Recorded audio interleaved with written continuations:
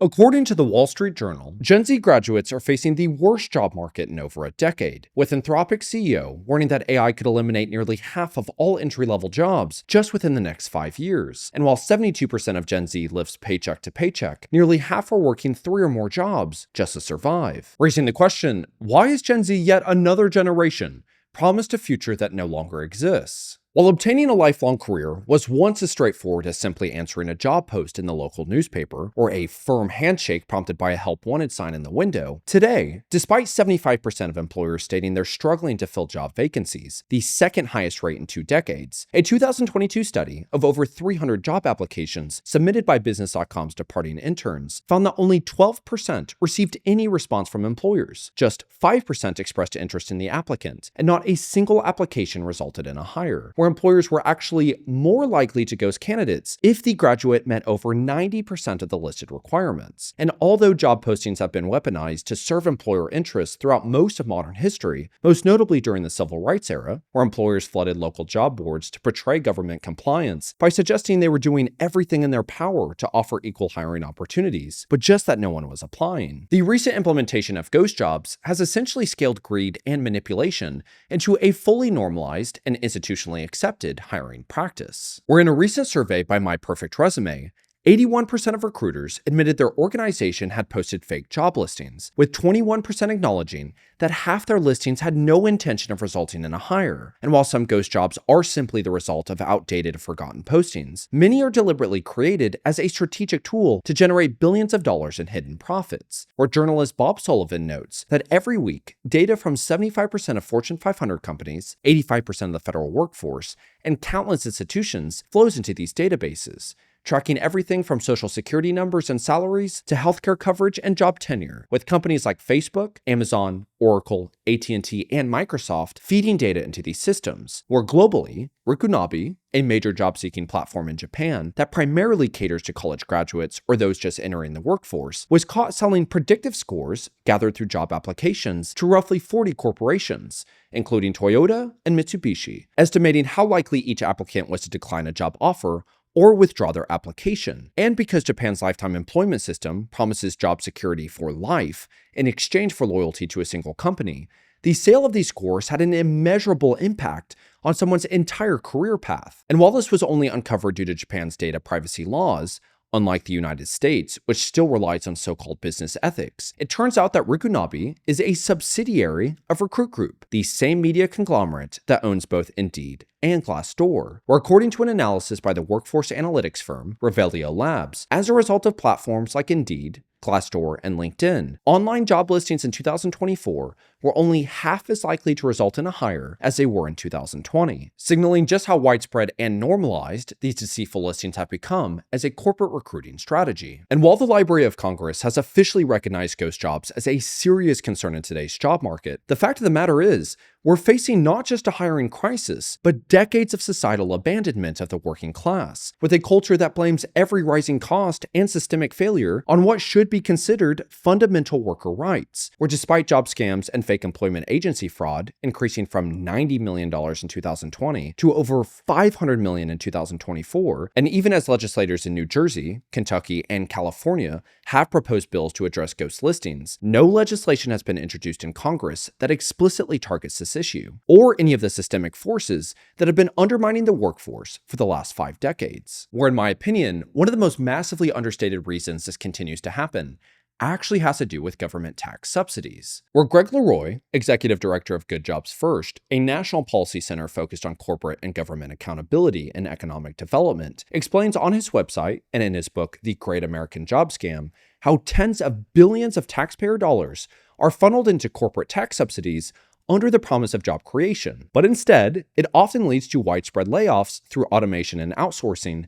despite companies still keeping the full tax breaks, ultimately turning into a redistribution of public funds back into the hands of certain government officials in the form of campaign contributions during re-election. Where alongside the broken promises of job creation at both the federal and corporate level, worsening economic conditions and the ideological belief that the working class is the only thing standing in the way of shareholder profits has resulted in a labor market that is completely sold off the bottom rung of the career ladder, where unlike America's post-war economic expansion, where hard work and dedication truly did provide a stable career filled with upward mobility, only 15% of current vacancies are now filled with internal candidates, a 75% decrease over the last 50 years, with companies now relying more on outside hiring, often favoring those who already have years of work experience. With Scott Detman, CEO of Avincia, a US-based career platform for new graduates, stating, employers are unhappy with the level of talent they're getting in the entry-level space, so instead of trying to take corrective action, they've increased experience requirements. In the last 5 years,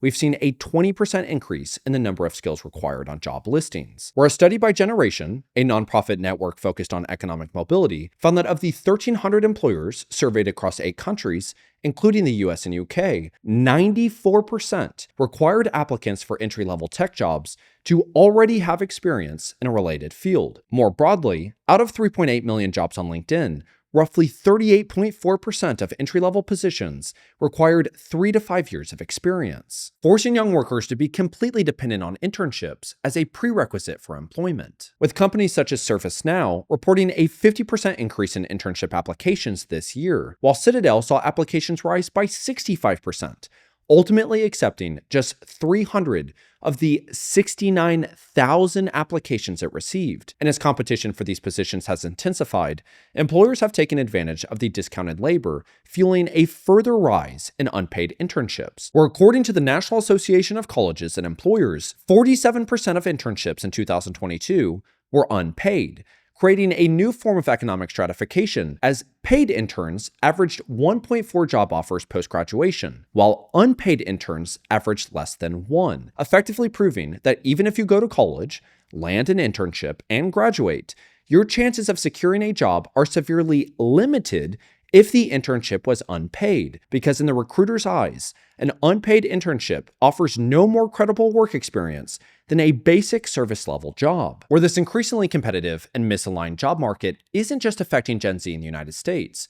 Unfortunately, it's a part of a much broader global trend. In Canada, their youth is facing the most challenging employment landscape in over 2 decades, with unemployment among Gen Z reaching 12.2%, more than twice the rate of the prime working age population. In China, youth unemployment stands at 15.8%, prompting many Gen Z to adopt the label rat people, a satirical response to the overwhelming pressure of competing in a system where meaningful career opportunities are rapidly disappearing. And as nearly 3/4 of all hiring managers continue to consider Gen Z to be the most difficult generation in the workforce, employers are making a calculated bet that AI will evolve fast enough to replace the need for entry-level talent, where unlike previous generations, who were hired based on work ethic, with the expectation that job-specific skills would be taught on the job, today's employers are severely reducing their already limited training programs. With a 2021 report from the Organization for Economic Cooperation and Development, which includes over 100 countries focused on improving public policy, uncovered that most nations spend an average of 0.62% of their GDP on active labor market programs,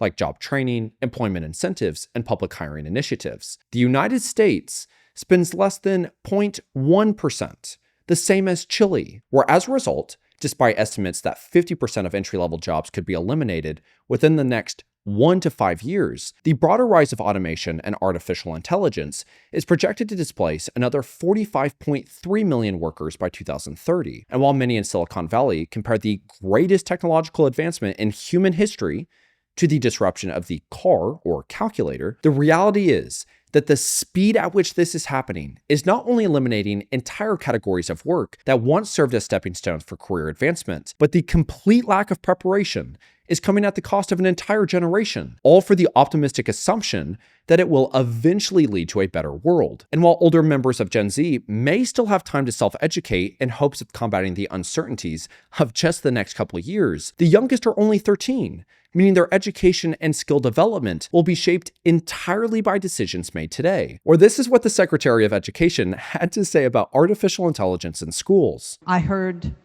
I think it was a letter or a report that I heard this morning, I wish I could remember the source, but that there is a school system that's going to start making sure that first graders or even pre-Ks have A1 teaching, every year starting, that far down in the grades. And that's a wonderful thing. And when considering the United States' track record of creating better jobs for future generations, combined with the complete lack of any favorable political or corporate direction over the last few decades, it's unfortunately hard to imagine that we won't face years of severe unemployment in the job market before potentially realizing any meaningful benefits from AI. Or during the unprecedented outsourcing of manufacturing jobs that dominated the 1980s, 90s, and early 2000s, Americans were told that factory jobs were beneath them, that they deserved better, higher quality careers. Yet during Reagan's 2 terms, despite creating 16.1 million jobs, only 28% were considered high-level occupations. The remaining 12.5 million were concentrated in low-wage service work. During Clinton's presidency, even with 22 million jobs created, between 40 to 45% were low-skill, low-wage service roles, with most of the so-called high-wage opportunities not coming from a healthy labor market, but from speculative hype during the dot-com bubble. And after the Great Recession, mid-wage occupations accounted for 60% of the jobs lost, but just 27% of those regained. Meanwhile, low-wage jobs, which made up only 21% of losses, accounted for 58% of new jobs created, pushing those without a college degree, or those unable to secure a job post-graduation, into low-skill, low-wage, dead-end roles, proving that Gen Z is not only having to compete over increasingly worse jobs, but the belief that better jobs are just around the corner is an overly optimistic fantasy. And even for those able to bypass the rings of Dante's Inferno just to get hired, wages are simply not maintaining the rising cost of living, where since 1970, the US dollar has lost roughly 85% of its value, with 25% of that erosion occurring just in the past decade. And despite nominal wage increases, productivity has increased 80% between 1979 and 2024, while wages have only grown by 29.4%, equating to an annual inflation-adjusted increase of just 0.2%, or according to a recent report from Newsweek, Gen Z carries the highest average personal debt at $94,101, far above millennials at $59,181 and Gen X at $53,255, where compared to just a decade ago, Gen Z is paying 31% more for housing, 46% more for health insurance, over twice as much for car insurance, and is projected to spend roughly $145,000 in rent just by the time they turn 30, compared to $126,000 for millennials at the same age. And if current trends persist, after tax, after healthcare income for the average family is projected to decline by 37% by 2030, with rising healthcare costs accounting for most of the loss. And while society is so unbelievably divided to the point that we fail to acknowledge we're all underpaid when accounting for the fact that minimum wage was intended to provide a living wage, today, roughly 44% of full-time US workers are not achieving that, effectively resulting in half the American workforce making less than the minimum wage would be if it had remained tied to worker productivity. I watched every single news clip about the job market that recent graduates are facing and how AI is going to replace entry-level jobs. I also watched the ones that were promoted in Canada. I also am subscribed to about 15 to 20, maybe 22 different media outlets, and I read every single news article that they had on that. What I increasingly got the sense of was maybe 25%, 20% was discussing the severe implications of 50% of entry-level jobs being just gone between 1 to 5 years. And then it was filled with, but on the bright side, well, there'll be new jobs created by AI. I think the unfortunate reality in something like that is that, yeah, that's true. Probably in 100 years, if we make it that far, 150 years, 200 years, things probably will be quite prosperous if we can make the right decisions to get there. But it will be at the cost of tens of thousands of millions of people's lives. And we failed to address that. People are hurting right now, and we're about to just completely shake it all up. And I don't even fully believe that AI will disrupt as much as they're saying, as quickly as they're saying, but I'm also not going to disregard the fact that technology is increasing at a speed that we cannot comprehend. Does anybody know what happened between 1710 and 1725? Absolutely not, but I can guarantee you it wasn't as much of the changes that we've experienced between 2010 and 2025. One of the things that kind of just sent me over the edge was in one of the news, one of the videos that I watched was a lady that was saying how college graduates or just Gen Z can overcompensate the increasingly difficult job market. And she said that you prioritize human networking, which I absolutely agree on. And I have said that in many times in my videos. I personally will never do another online job application. And for transparency, I've actually never gotten a job through an online job application platform. It's only been through human connection. And so that's why I promote that. I've also found a lot of recent success in things through this channel, being able to speak with people about jobs and things of that nature, as well as doing men's groups and other things of that nature.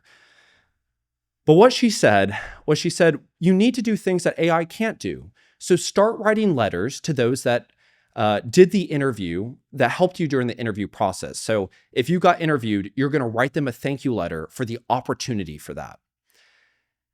The reality is that if you did 300, 400, 500 job applications and you've had 5 interviews and none of them resulted in a hire, that you had to go through all of the insanity that I just mentioned in this video, that you're then going to say, thank you. Thank you for this heaping pile of garbage that is plaguing us. I can't stand that. And so that's where I feel the need to show I'm not being overly dramatic. I'm just trying to be realistic. I'm trying to address, hey, this is a issue.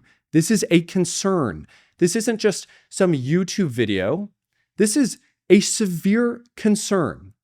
I just want to go back and just show some of the reasons why employers and hiring managers are using ghost jobs. More than 60% of companies who reported posting ghost jobs said they did so to make employees believe their workload would be alleviated by new workers. 62% of respondents said they posted ghost jobs expressly to make their employees feel replaceable. 43% stated they used it to give the perception that their company was thriving despite uncertain economic conditions. 85% go as far to interview candidates despite not actively hiring for the role. Nearly 70% of them said posting fake job listings boosted revenue. 65% said the job ads had a positive impact on morale. 77% reported an uptick in productivity among workers because they were scared of losing their job. And 70% believe this is morally acceptable to do this. And so when knowing that, I just can't stomach the fact of saying, hey, just tighten up your resume, work on your cover letter, go hop on LinkedIn and network more on there, or write a letter to your interviewer. I just feel that we are failing to address the ramifications that we are all about to experience. The fact that I post a minimum wage video and all that happens is that there's just arguments about if we should raise it or if we shouldn't, mostly that why we shouldn't, despite the video never actually addressing if we should or if we shouldn't. It was that none of us are getting paid what we are supposed to. If you adjusted minimum wage for productivity, 50% of Americans are making minimum wage. The way that we have just been divided is unbelievably dangerous. And the unfortunate thing is I am young. I am 25. When I started making this video, I truly believed that if I provided facts and I worked really hard on making sure that I provided things in a coherent and structured way, that it would help people realize that, oh, we need to come together. And each video, just slightly, I'm starting to believe that that isn't possible. And I won't give up and I won't stop believing that. But God, it's getting very difficult. And on a positive note, I know that I'm kind of contradicting what I just said. It is very interesting that I released the ghost job video on March 25th, 2025. I would suggest going and rewatching that video and then going and looking at the Library of Congress's report on ghost jobs published April 25th, 2025, and seeing maybe some of the similarities there. I just want to say that you can make a difference, and that the information, as long as you're having productive conversations, can actually begin to do something. That video got 500,000 views. There was a ton of comments. It was able to push. It was able to do something. So ultimately, what I always end with is, how do we make a change? How do we actually make a change? The way you actually make a change is by having productive conversations, because it will ripple down. It'll make a larger effect. If you have people really breaking down complex discussions to where people are engaging, that makes a massive, that is able to combat the absolute fake corporate media on all sides. It is an absolute just heaping pile of garbage. But ultimately, I hope this was able to provide value. Please don't walk away from this feeling down. Try to realize this is a realistic aspect of life. Now we need to do something about it. I unfortunately don't have the solution, so let's come together and try to figure that out. Anyway, thank you all so much for your time. Until next time, bye-bye.